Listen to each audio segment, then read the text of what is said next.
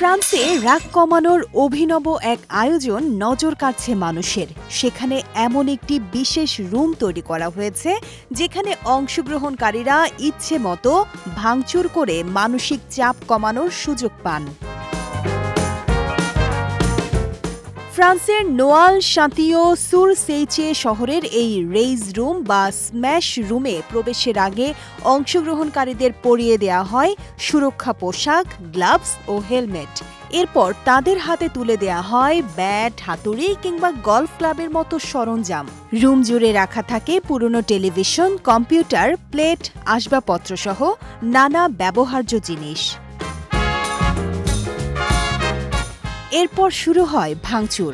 কেউ দেয়ালে ছুঁড়ে মারছেন কাচের প্লেট, কেউ আবার জোরে আঘাত করছেন পুরনো ইলেকট্রনিক্স বা আসবাবে। আয়োজকরা জানান, জমে থাকা রাগ, হতাশা কিংবা মানসিক চাপ বের করে আনতেই এমন উদ্যোগ নেওয়া হয়েছে।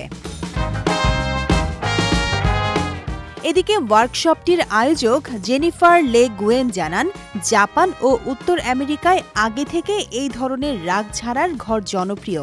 সেখান থেকেই এই ধারণা এসেছে।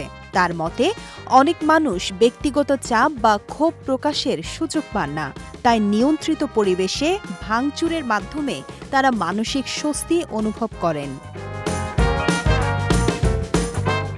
শুধু ভাঙচুর নয়, অংশগ্রহণকারীদের জন্য রাখা হয়েছে আলাদা রিল্যাক্সেশন সেশনও, যাতে উত্তেজনার পর তারা মানসিকভাবে শান্ত হতে পারেন।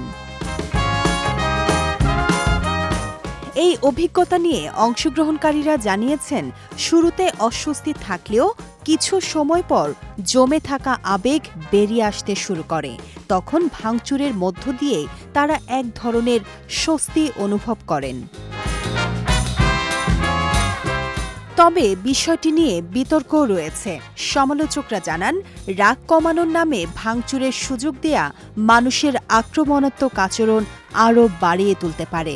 যদিও আয়োজকদের দাবি, পুরো কার্যক্রমটি পরিচালিত হয় নিয়ন্ত্রিত ও নিরাপদ পরিবেশে। শেখ তাসফিয়া করিম, বিজয় টিভি নিউজ ডেস্ক।